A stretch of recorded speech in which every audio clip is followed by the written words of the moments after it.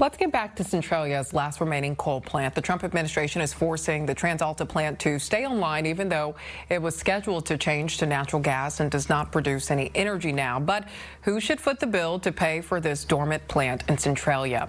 Tom Bonsi dug into that for the Washington State Standard. We're welcoming him back. Thank you for being here, Tom. Thank you for having me. So from your reporting, it sounds like there's a lot of finger pointing going on. Do we even know who will foot the bill for the plant staying online?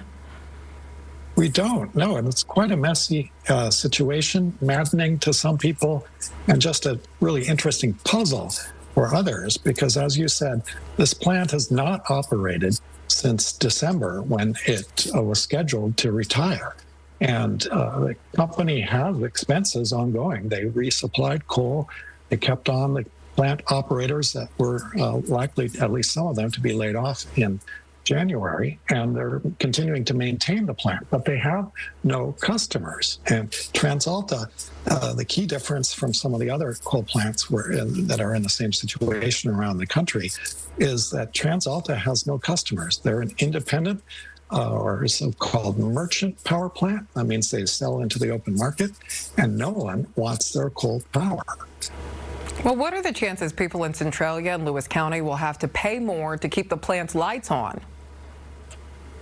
Well, it would be all of us, you, me, everyone in the Northwest, because right now, TransAlta is proposing to send the bill to 4 places, including the Bonneville Power Administration, which is the regional power wholesaler for the Northwest, and they supply power to Seattle City Light, Snohomish County, Homa Power, and more than 100 other, mostly public utilities around the Northwest.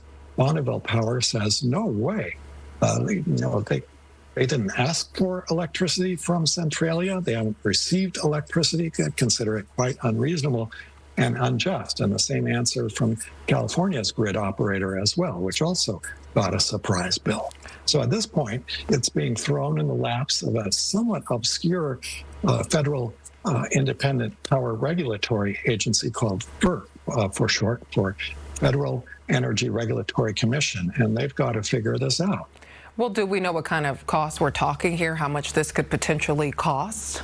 It's a lot of money at stake, and eventually it could well pass down to all of us if the federal regulators accepted the billing, the divided tab. It's $20 million just for the first 3-month emergency order that TransAlta received from January to March. They haven't yet sent a bill for April to June, but looming up ahead in the next half of this year is approximately $23 million more, according to TransAlta, for needed retrofits and life extension for this 55-year-old plant that was set to retire, as you said.